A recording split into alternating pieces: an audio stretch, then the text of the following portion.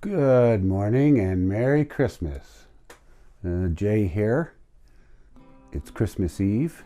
I just finished my morning hour of power. Now I just finished paying my final bills for the year. Well, not yet. I'm not done yet. You're never done.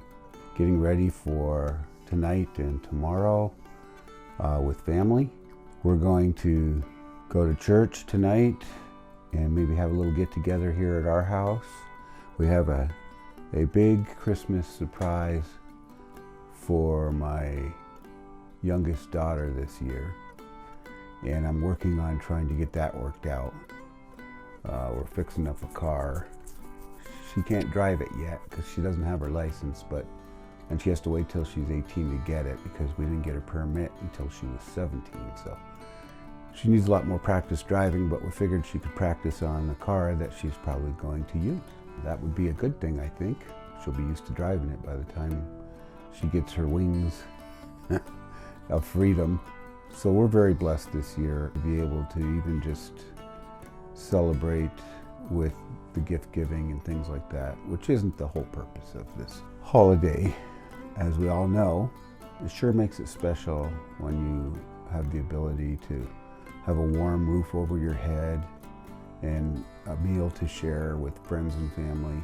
The good feelings you get, the spirit of Christmas, the warmth of that holiday. I think it bypasses a lot of people. I certainly enjoy this time of year, and so do my children and the families. I know that we do everything we can to make it special for the little ones especially, so they'll understand what it's really all about. So I'm wearing my special Christmas t-shirt in honor of the Christmas Story. I don't know if you can read that or not. I think you can. It says, "I shot my eye out." I love that movie. I'm sure everybody does. The holiday movie list you gotta watch. When I was a kid, it was, of course, Miracle on 34th Street, or It's a Wonderful Life, whatever it was. Yeah, It's a Wonderful Life. We used to watch that Rudolph the Red-Nosed Reindeer, Frosty the Snowman animations, Charlie Brown Christmas, all of that stuff was part of the holiday. We only had 3 channels. Remember those days? Oh, I must be getting really old.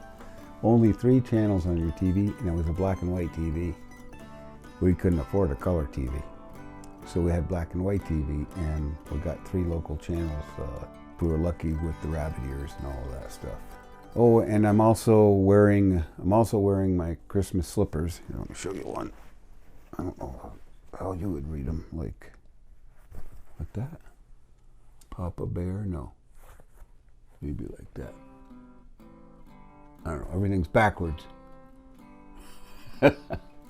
They say Papa Bear, and they have a Christmas, like a tartan, I guess, pattern on them. Looks like Christmas to me. Yeah, those were the big ones to watch. Finished up some office work, end of year closeouts, and maybe work on an advertising strategy to try to get some work coming up. In my paint business, the slowest months are January, February, and March. I've got to try to survive those 3 months and book a lot of jobs. So we're working on that. Some of my projects this week here of Christmas, because we're going to have Christmas Day off. Usually that's a real decompressing day for our family. Everybody kind of just chills the whole day. We eat and just hang out, and sometimes stay in our pajamas a lot, because we usually go to Mass on Christmas Eve. Just chill on Christmas Day a lot after morning presents that get opened, and it's a very relaxing day. I've got some projects going on my little cheap, very cheap Savannah mandolin. I have I don't know if you can see that, I have the little jack out because it's very, it was crapping out on me during rehearsal last week. So I've got to resolder everything, kind of go through. I mean, it's not the best electronics. This mandolin, I think, cost me $65. But it was electric, had a volume control on it, and I liked that I could plug it in when we go to open mic nights and stuff, and I could control the volume while I was playing. And that was really important to me.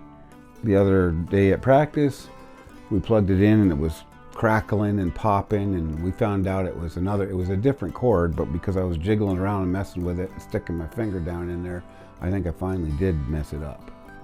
So I took it apart. It's really hard to get the parts out of here. The wires are wrapped so tight in there, and I'll probably have to take the pick guard off and the pickup out, and then I'm gonna have to fish that all back in. But anyway, you luthiers and people that work on musical equipment probably do this like it's nothing. For me, everything like this is a challenge. I can play instruments, but working on them has always been a challenge for me. I don't know, I'm not, maybe it's just my desire isn't there to spend time messing around with them.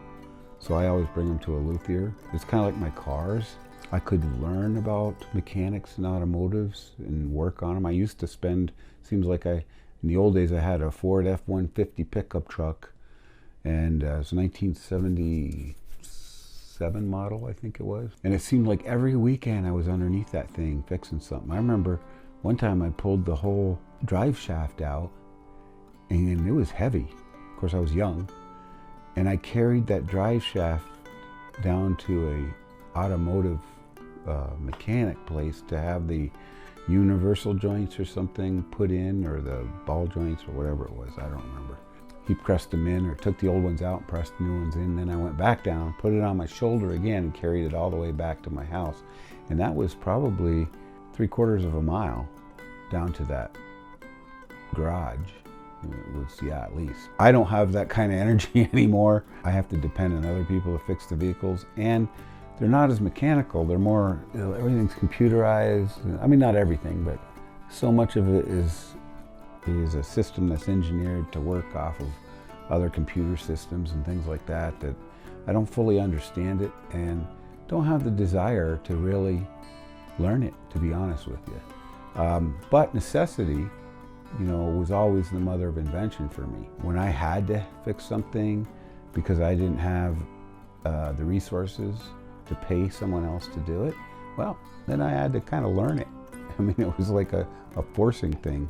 I didn't enjoy it. I mean, who enjoys being out in the cold underneath a truck, busting your knuckles and getting bloody knuckles and trying to get bolts off that are corroded? And I mean, some people just they live for that stuff. It makes them happy. I'm just not. That's just not one of my things. So I'm working on this, and I got a couple of friends of mine that are going to do a first time, and they're both in their 60s. One of them didn't pick up guitar or even start singing. He didn't pick up guitar till about a year ago, and he didn't even start singing until a few months ago.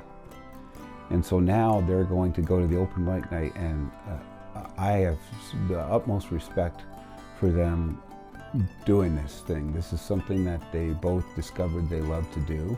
They were inspired. They came to some of our shows down there and got inspired. And when it started was, I'm part of this annual camp out we call the Old Goats Camping Club. And once a year we just go for a weekend and we camp out. We sit around the fire and tell a lot of stories. We go fishing usually, somewhere where they have some fishing, hiking or whatever. It's just a good time. Some guys that I used to work with, and of course we tell the same stories over and over again every year because we're old. That's what you do when you get old. You keep reliving the past by telling old stories. But that's how it used to be in cultures past, is how they passed on from generation to generation the history of their culture and their ancestry. Spiritual beliefs, whatever that was too, it was passed on that way. And it was all done sitting around a fire, and the little ones would listen to the stories over and over again. So that's what we do that every year. And I don't know what the point was. What was the point? What point was I trying to make?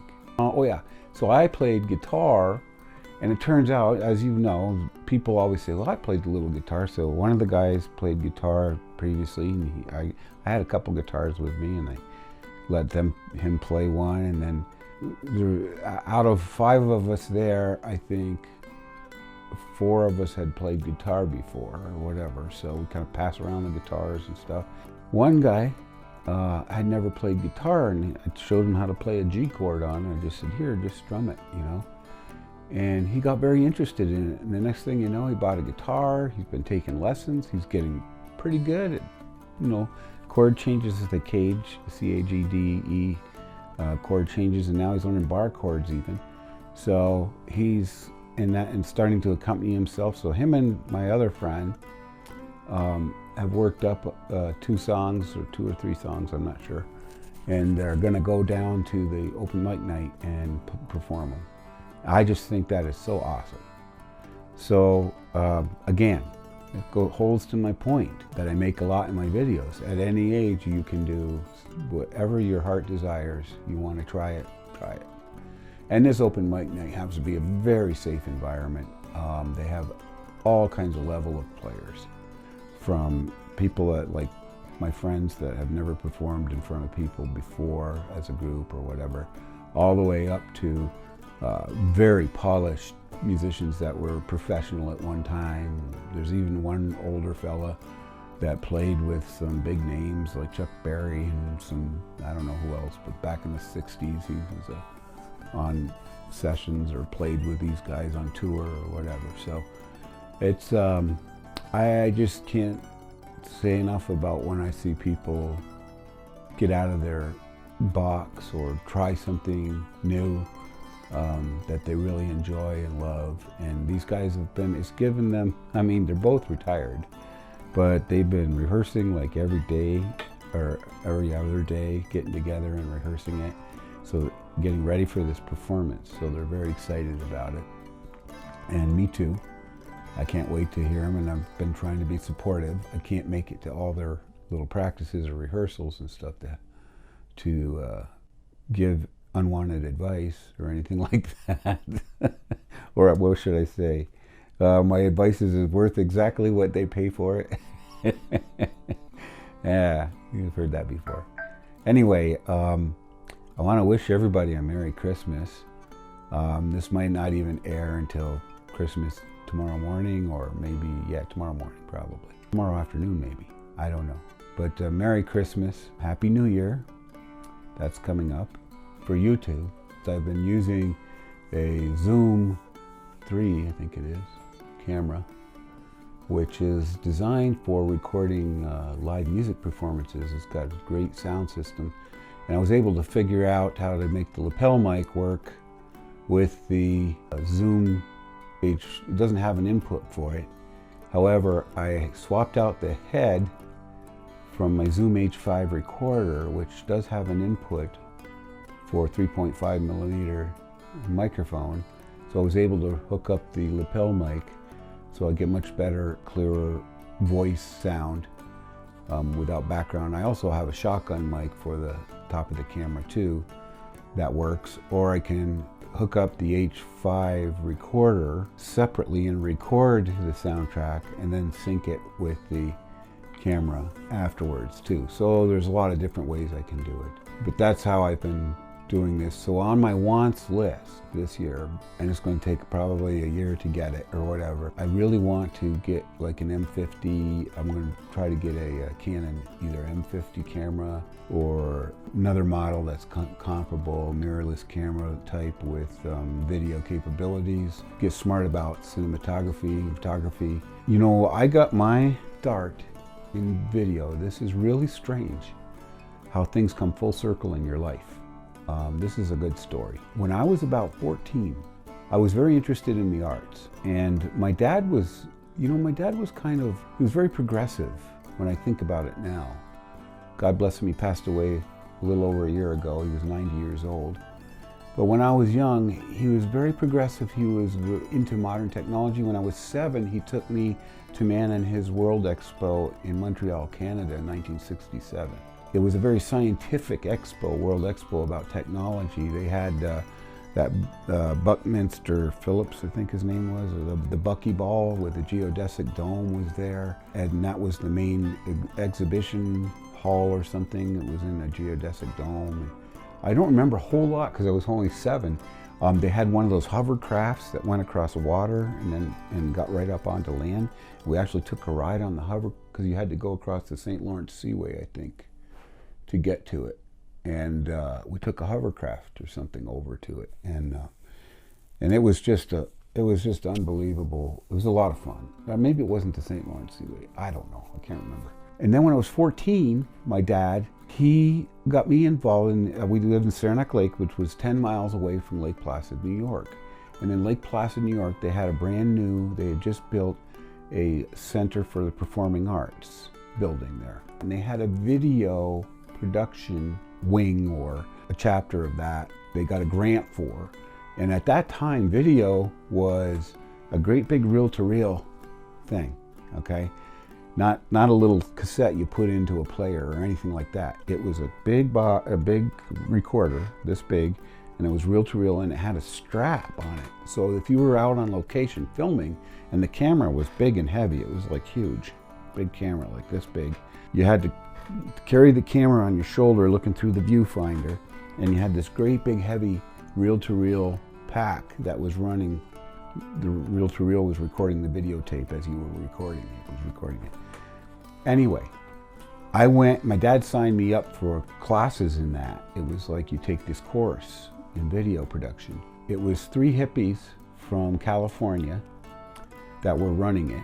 They were really cool. I mean, they kind of let me, and it was me and 2 other people. I think there was only 3 of us. They let us actually create movies, or video movies was part of the project. And at the end, because they had to justify their grant and what they were doing with kids and teaching them, so they had to show our movies that we had made at the end. But it was so much fun, and I was learning a lot, and there was a lot of video editing and things like that. And I was kind of interested in all of this stuff because they showed you how to edit the videos. Back then, you had to actually cut the tape and splice it and things like that. It was really interesting. And then they had gotten, at that time, this was in 1974, maybe 70, yeah. And at that time, they'd come out with the first video synthesizer, it was called. And you could add special effects into your video. It was real interesting. So that's how I kind of got into video, and I come full circle now, in my 60s, and now I'm interested in video again, and filming, and creating, and making movies. That's how I get into this YouTube thing recently. It's bringing back all of these memories for me, and all of this passion again is starting all over again for doing this kind of thing. I know I'm a little late to the party here. I'm having a lot of fun with it. I hope you're all enjoying it too. Keep following your dreams, never too late to start. Keep tuning in, subscribe. Hopefully my message in my community will grow over time. I'm just going to keep going for it and doing this until I learn something, until I get good at it. I know I'm not there yet, but we're working on it. With that, Merry Christmas, Happy New Year. Maybe I'll see you before next year too.